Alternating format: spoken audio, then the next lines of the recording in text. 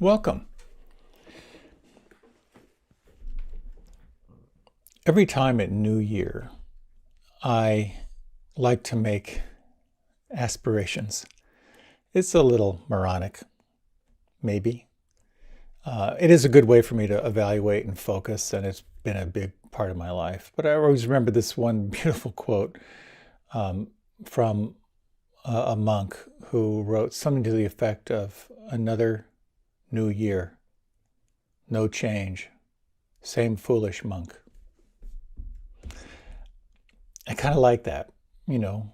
And I wonder how much has changed in my life? How much has changed in your life? You know, there's a classic thing. I mean, imagine yourself brushing your teeth when you're 6 years old, and when you're brushing your teeth now, when you look in the mirror. Obviously, you're older. But has the you looking at yourself changed? It becomes a really interesting question around what doesn't change. Someone once said that inside every old person is someone thinking, what the heck happened? While I feel physically older, and I think the main thing is, a little more sagging in my face, certainly migrating hairline, but do I really ultimately feel differently than I did when I was a kid? I think the awareness is still there. Certainly, there's this paradox of how my meditation practice has, on the one hand, helped me to sort of stay in touch with that essential quality of a non-preferential awareness, which I believe hasn't changed. And yet at the same time, a lot has changed. I mentioned in the last talk, when the Buddha was asked, how can you tell your practice is having an effect? And he said, are you more or less gripped by greed, hatred, and delusion? That's such a wonderful way to kind of evaluate as to how your life is going. When you look back over the last years, do you feel more or less gripped by greed, hatred, and delusion? Sometimes life evolves in leaps. It's been said that evolution is not a steady line, that it usually happens in leaps.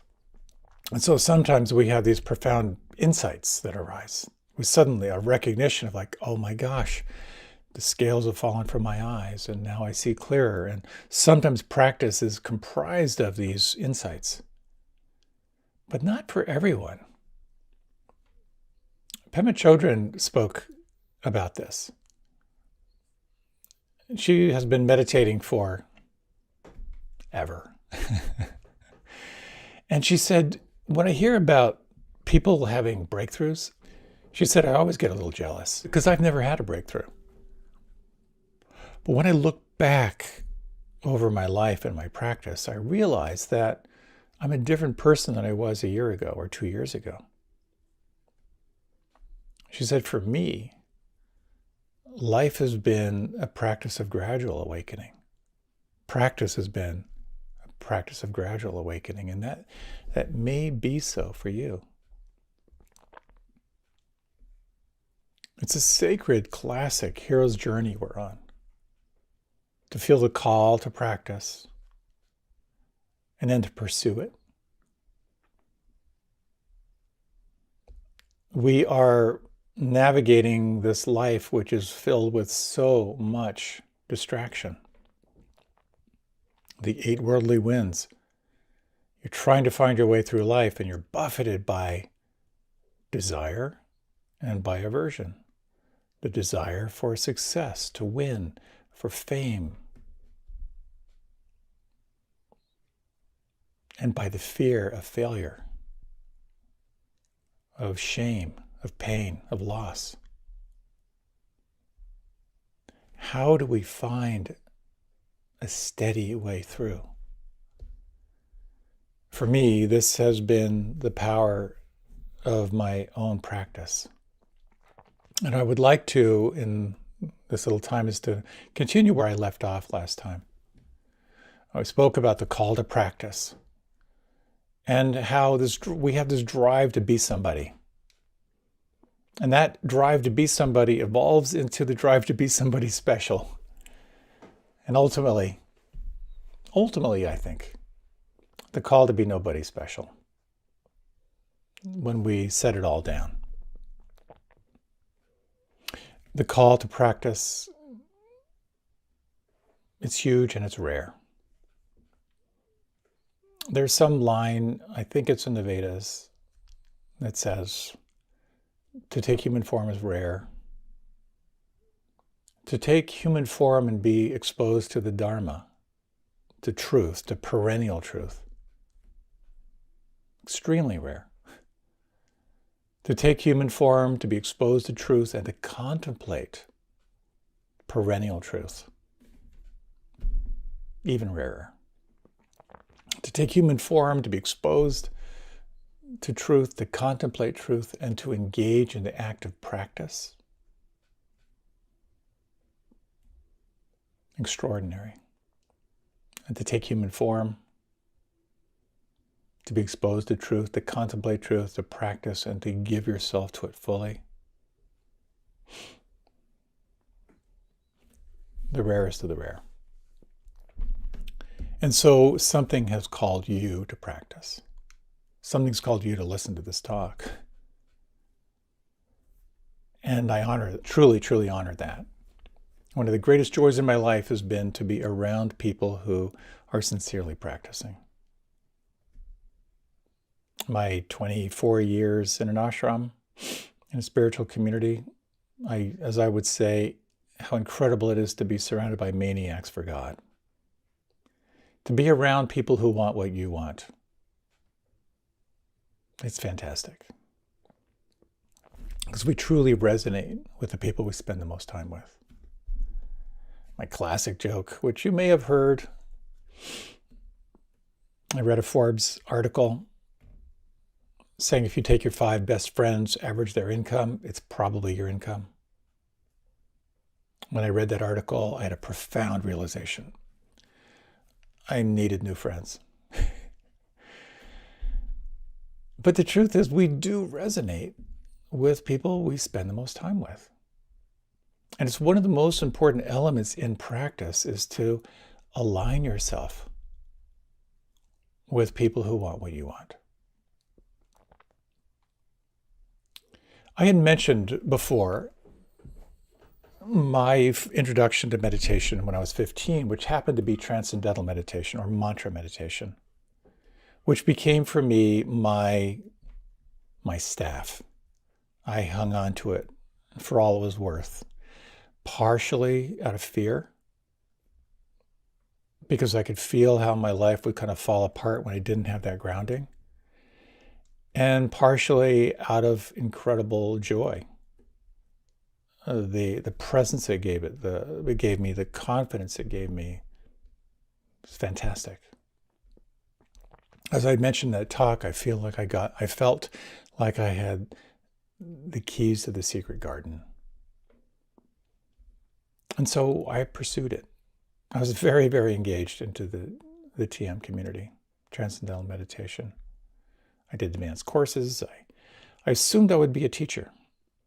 And I assumed that I would do their advanced courses. And where I left off last time, I was on my way after being in the Peace Corps in West Africa and having attempted to cross the Sahara Desert from the south to the north on a bicycle, which I do not recommend. I underscore the word attempt. I went back to France, tried to recuperate. I was just exhausted from my adventure. The hot season came early. There were these harmattan winds, these dust-laden winds that came down off Algeria that were just awful. And I got chronic nosebleeds, became anemic. It was pretty awful. One of the main reasons for that trip was to find a place where I could practice. Part of my plan was to go up through Algeria. I was going to go to the Hogar Mountains. There were these really cool monasteries that I wanted to check out. Go up to Algiers, and I was going to turn right. And there was a Findhorn community in Tunisia I heard about. I thought that maybe that's where I'll find my path. To my utter surprise, as my body was kind of broken down, and as I was in Paris with friends and realized I had to go get some help, I went back to my parents' farm in Pennsylvania, which was the last place on earth I wanted to go. And there, my mother recommended I go and see a homeopathic physician at this ashram, this place called Kripalu Center. And there I was surprised to find hundreds of people who were practicing. And after speaking with the doctor who is a depth practitioner, Dr. Jeff Migdow, if you ever run across him, wonderful, wonderful guy, I realized maybe this is where I'll recuperate. And I ended up staying for 24 years. But I hadn't quite settled at that point. So I'll kind of pick up the story from there.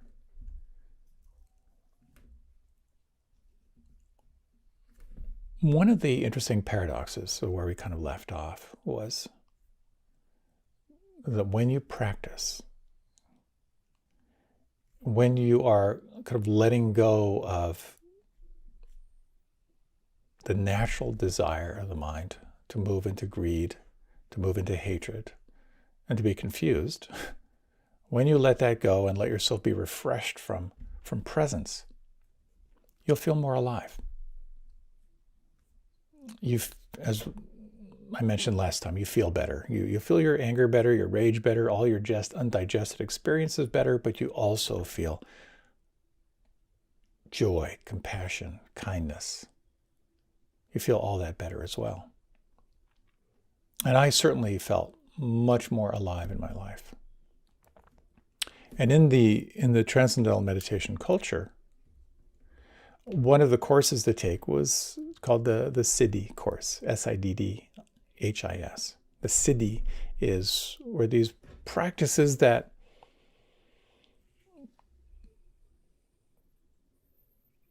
dramatically kind of evolve the brain. So the whole idea is you go to a very, very deep place of stillness, and then you would do these visualizations that would flood certain parts of your brain with awareness. And then there were these outer ways of measuring the effect of the practices, and quite dramatic, quite controversial. Levitation, kind of clear seeing, omniscience. They had these domes built at Maharishi International University in Fairfield, Iowa, where people would practice levitation. Pretty cosmic and pretty dramatic, and it was pretty attractive. So I had my $3,000 of resettlement allowance, and the course cost that much, and I was on my way. But I stopped here, and I met with the guru. I told him where I was going, and he had mentioned to me how purifying your desires is more important than cultivating special powers. Being in I must have been 23, 24, and being very caught in sort of like the mystery and the drama and all that stuff, I was called to the bells and whistles that come with dramatic stuff. It'd be really fun to learn how to levitate and be somebody special. But I was also just excited about the whole idea of being so deeply immersed in practice. And he said something really powerful. He said, when you look at scripture, you handle the siddhis, like you handle the powers that come from meditation, like you handle excrement.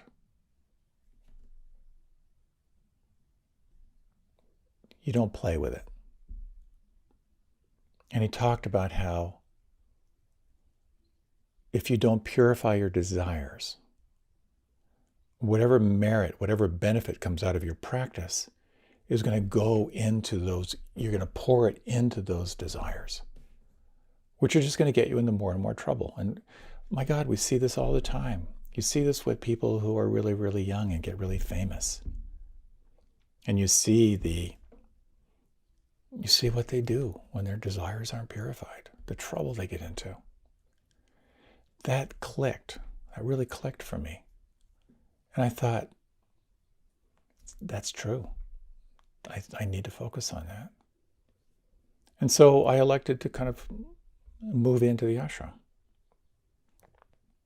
Now, up to that point, I had been a practice of mantra meditation. Twice a day, very, very religious. And I had quite a shock when I moved into the ashram.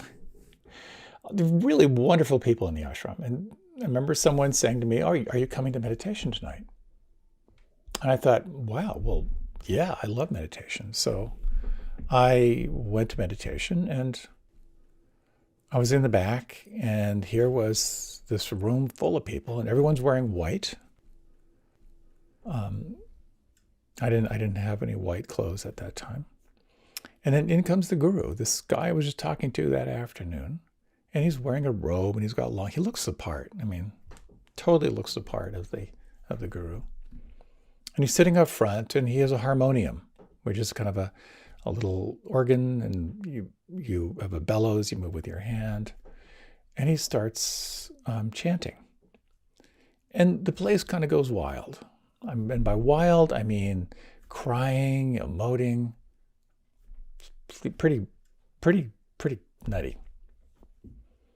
And then it got very, very still. And then he started doing this mantra to the Divine Mother. And then the volume of the emotion got more intense. And I thought, what is going on here?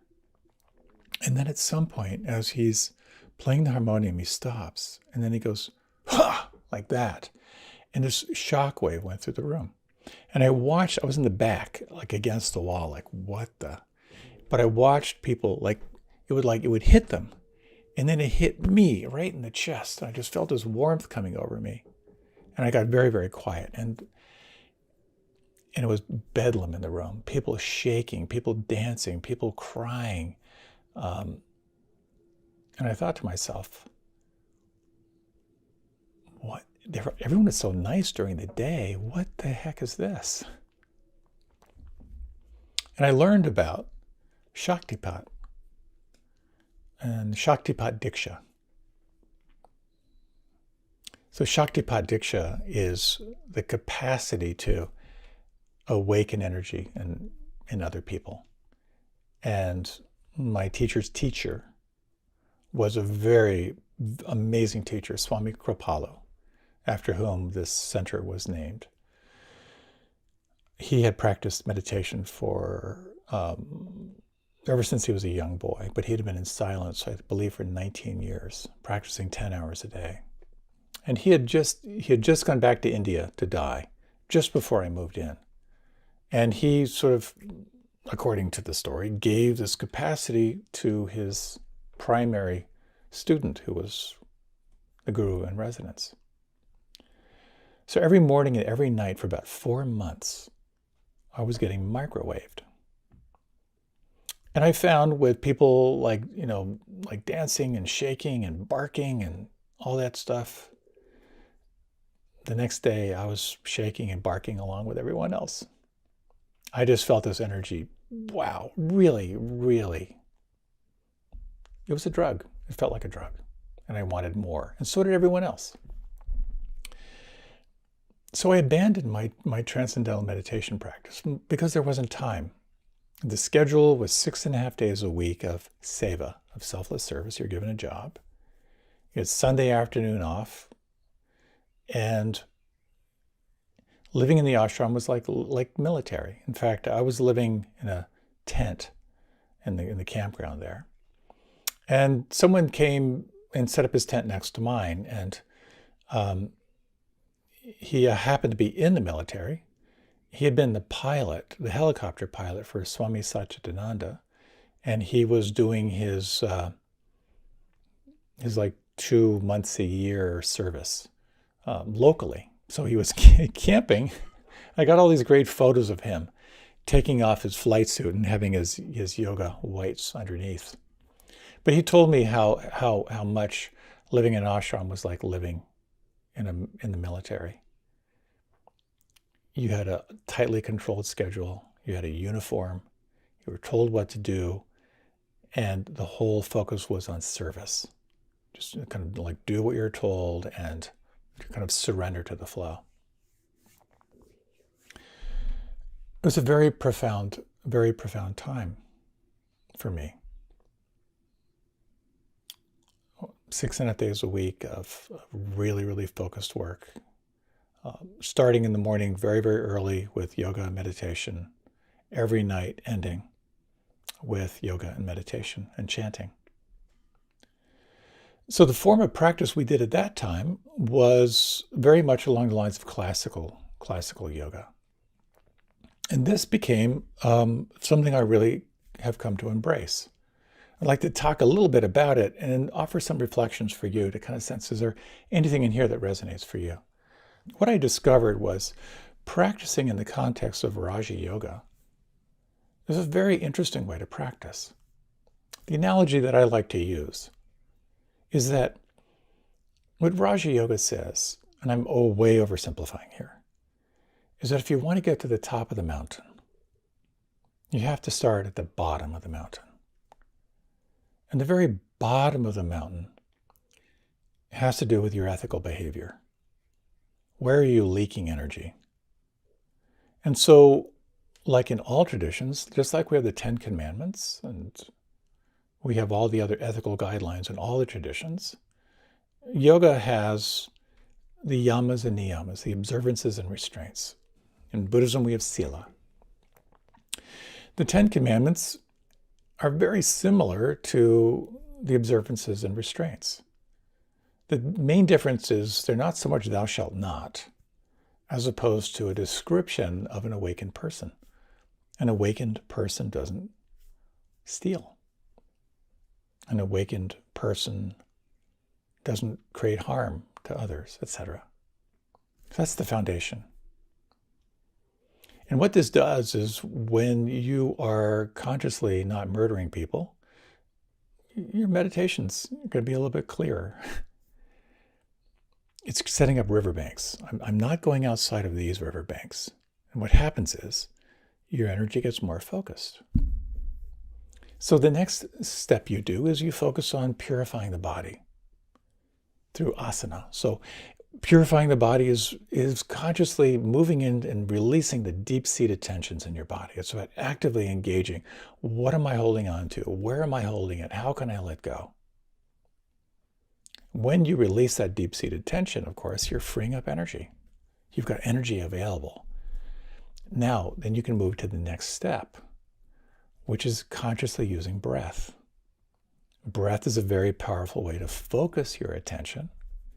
It's a very powerful way to concentrate. It's also a very powerful way to change your state. Anytime you're upset, anytime you're angry, anytime you are feeling separate, chances are your breath is compromised. It'll be ragged, it'll be shallow, it'll be irregular. Anytime your breath is smooth and slow and deep or focused, chances are that is going to reflect in how you feel. So conscious breathing becomes part of the practice. That sets you up for the next step, which is absorption. The outward moving mind becomes more aware, more self-absorbed. So you begin to move from the outer focus to an inner focus into more and more subtle awareness. And here, this sets you up for meditation. And there are 3 stages according to Raja Yoga. There is concentration and willful effort. There is opening to the awareness of flow. And then there is surrendering and resting in presence. So you can think of this as focus, flow, and let go, a phrase I tend to use a lot.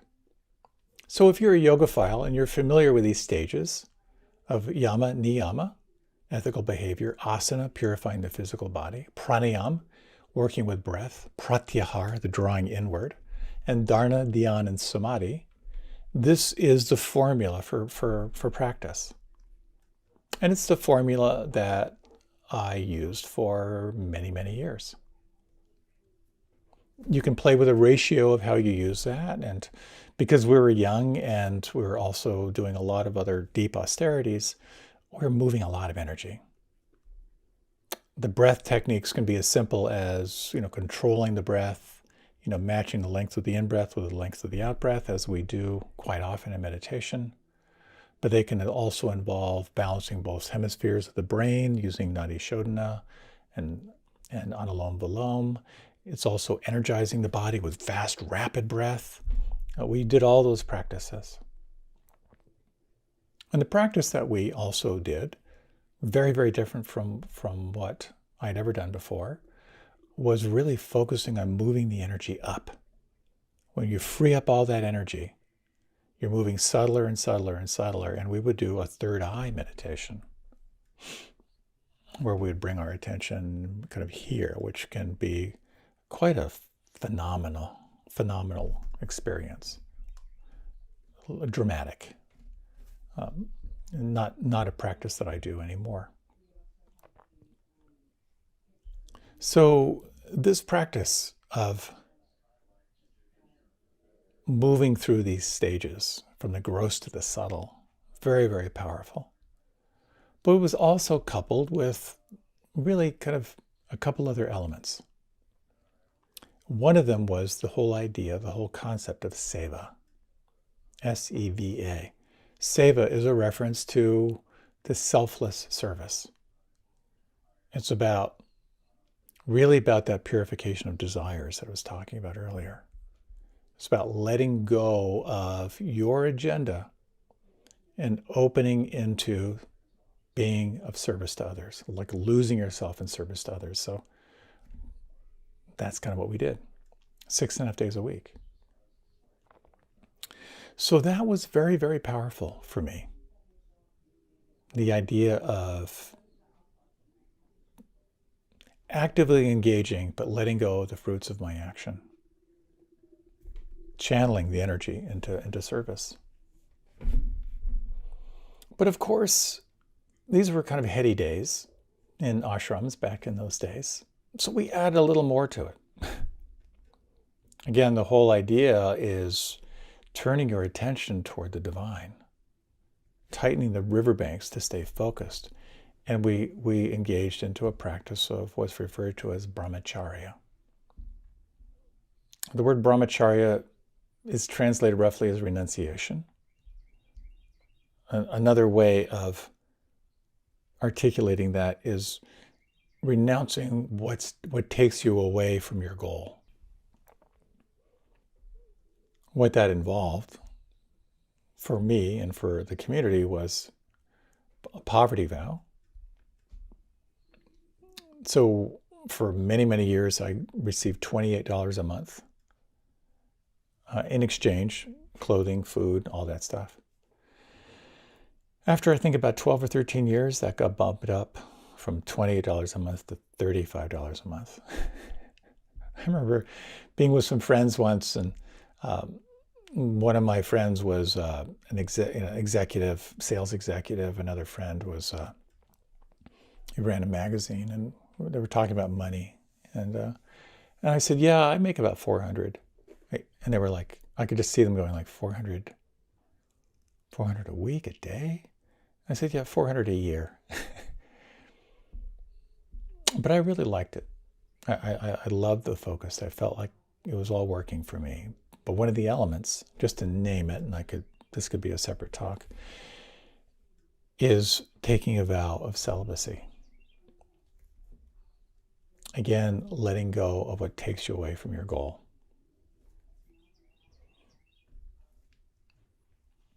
Now, there are a couple things about that. Being in my 20s and in my 30s, taking a vow of celibacy it felt like cruel and unusual punishment. But what I found pretty quickly was how much of my attention was going into the possibility of relationship. And I noticed that I had this internal element of the sort of binary scanning device of someone who was makeable or not makeable. Either you're a possible partner or you don't exist. And then I saw this whole inner stance of how I would present myself to those who were attractive to me. And because I took a vow not to act on it, what truly blew my mind was people I would have wanted to be intimate with, because I didn't. They became friends. And I would not have had the emotional maturity to maintain a relationship with them. So I felt my heart just exploding in this practice. And just as I became kind of attached to my meditation practice, I became attached to that vow, because it felt like it was a power practice. It really helped me focus. It fueled my life. It fueled my meditation practice. Now, one of the things about how I had been practicing through the lineage of transcendental meditation and the lineage of this ashram was what it was like to be part of a lineage. Now, being on a lineage path is about having a teacher who has a teacher who has a teacher who has a teacher. And the idea is, if you focus on your teacher, surrender to your teacher, you're surrendering to that lineage of wisdom.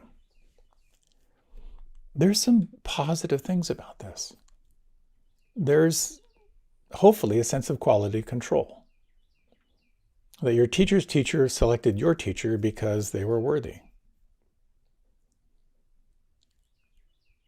The downside is when you're in a lineage tradition and the focus is on the teacher, your teacher gets really imbued with a lot of charisma. And it becomes a very devotional quality that is ripe for all kinds of nefarious things. And because our particular teacher was able to invoke these very profound states through Shaktipat, the organization became immensely devotional, myself included. Everyone wanted to get as close as they could to the source. One of my first seva positions was doing editing with him, because I had come from a writing background and so forth. So I got in there as close as I could. I learned massage techniques. I was part of his meditation team for a while. Over time, I would lead the retreats on the road with him, that drive to get as close as I could to the source, along with everyone else. So what this brings up, and what I wanted to offer as a reflection, is at that time, those kind of like the heady days of ashram, and there were ashrams all over the place, and they were at their peak. And we had this explosive growth. And what I really, really, really wanted was to be awake. And what I gave to it was, I'm giving up an external career. I'm giving up relationship. I'm giving up money so I can go for it. So the question is, was there a time in your life when you really, really wanted something? A time when you just went for it and you made a lot of sacrifices for it. You might have been working on a degree or getting a new job. And you know that those times of intense desire and intense sacrifice can be really powerful times. When you drop the distractions and you focus on what you want, what really calls you, For many people, those are the peak experiences of their life. For many people, when you ask people who have made a lot of money, and you ask them about when you look back, what was most exciting for you? What was most exciting for them was when, at the very beginning, when they were making it happen. They weren't sure they could do it, but they were totally focused. They gave up so much to make it happen. There were tremendously happy times for them. It's a paradox, isn't it? When you remove the distractions and you move toward what you want, there's an absorption that can occur that is tremendously, tremendously exciting. So that was my life for a lot of years. Tightly structured, removing all distractions. I kind of made a vow not to read anything other than scripture. So I gave up my beloved New Yorkers. And no radio, no TV. We would occasionally have movies in the ashram, but they were all like Disney movies, of course. They couldn't have anything suggestive in them. And through this seva, through 6.5 days a week. And here's the interesting thing too, is when you've got a community of a couple hundred people, I think we're around 300 at one point, all practicing celibacy, all in their 20s and 30s. A couple things, you work hard, you work out hard, and you eat a lot. So that was life. Really intense focus. I had a lot of interesting jobs over the years. I developed as a teacher. I did fundraising. I did marketing. I did all kinds of stuff. People came from all over the world to study and to practice with us. And my full-time job was helping to guide them in developing programs to be of support. And also having incredible breakthroughs in my practice. Kind of pushing boundaries in my practice. We did a lot of intensive practices. And a lot of fruit was coming out of like this willful style of life that I had. And in one day, or rather one weekend, that sense of myself as the doer completely changed.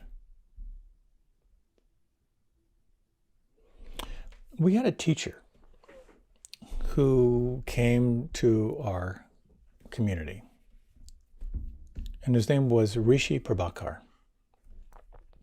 And he had done a lot of training, I think, with the Indian government and so forth, and really interesting guy.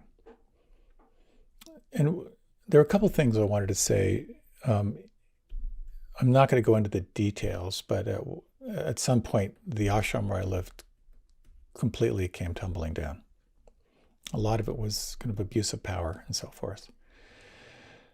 But to the credit of the teacher, number one was when he noticed how devotional we were becoming, he did sort of cut back on offering the Shakti and so forth. You know, he realized that we need to be more empowered rather than focused on him. He was also incredibly generous in bringing in other teachers. It was a really wonderful thing. So I got to study with a lot of world-class teachers. But with Rishi Prabhakar, when he came, he gave some talks. And the talks were really good talks. And a lot of them were this kind of language around resting in presence, you know, around doing nothing as a practice, which was fascinating. So he was invited to lead us into a retreat, the entire community, you know, a couple hundred people, 200-300 people. And he kind of taught these techniques, and he taught some breathing techniques. He taught mudras, and mudras are these practices are it's pretty wild. That you bring your you know, like for example, this is one of the classic mudras. But there are all these different mudras we would do with breath, and you would notice the effect of the mudras on your experience. But the primary thing we moved toward was meditation. Now, as I've shared this before, but I remember this so well, we were such strivers in our practice. I certainly was. I took copious notes all the time and so forth. I'm not going to do his accent because I know that's not PC anymore. But as he sat up front for this retreat, this like long weekend retreat, he looked around the room, long pause, and he said, "For this retreat, I want you to do nothing." A bunch of us wrote that down. And he saw us writing it down. He said, "No, I want you to do nothing." I remember very clearly. I wrote it down again and I underlined it. And then he said, "Put the pen down. For this retreat, I want you to do nothing." So we were all set out in a grid, you know. We all had our little nest for practice.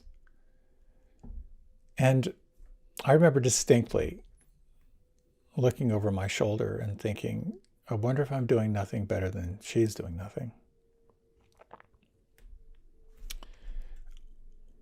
Over the course of that retreat, it was one of the most profound experiences I've had. The sense of doing nothing. And that was a profound takeaway for me.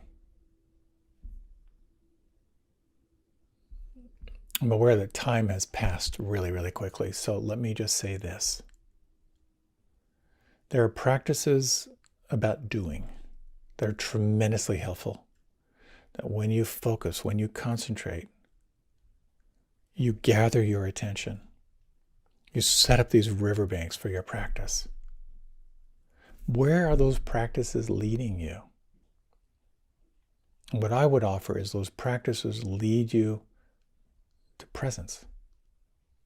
At some point, you put down the practice and you rest in presence.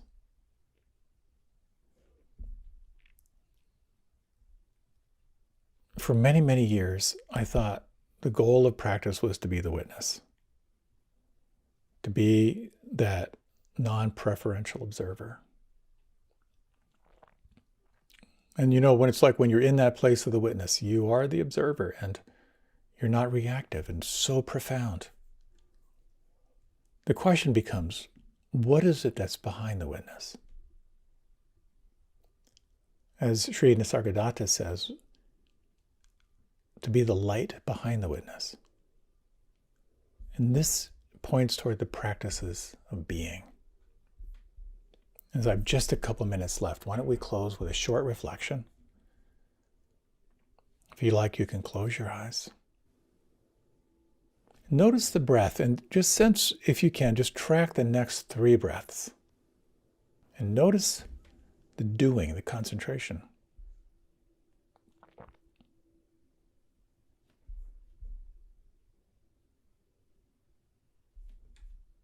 And now sense, if you can, the witness, who you are, through this lens of non-preferential awareness. Awake to what's happening, your capacity to let things be.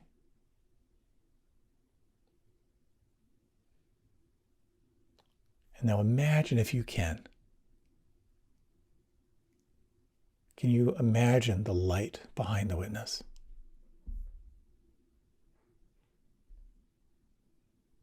And to help you here, just explore the following questions.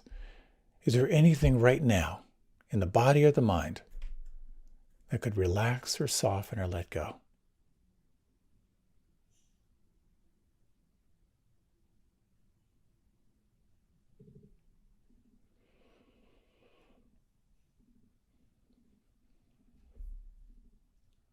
As you're ready, you can deepen your breath.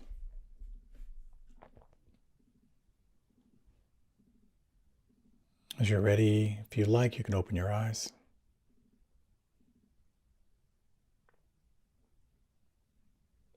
There are profound practices of doing that can help you to arrive. And equally, it's important to remember that there are practices about surrender, about letting go, about resting in presence. In the future, I'll be talking a little bit more about some of the other elements of my practice, how my practice has evolved. And I hope your practice feels alive and vibrant, and that it is opening you up into greater realms of possibility. Thank you so much. Great to have this time with you. I look forward to being with you again. Happy trails.